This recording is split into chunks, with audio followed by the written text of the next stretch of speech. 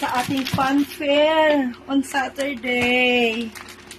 Marami tayong Teacher Lynette, marami kami ipang pa-prize sa fun fair. Wow, we have ball pens. Ayun, pang fun fair.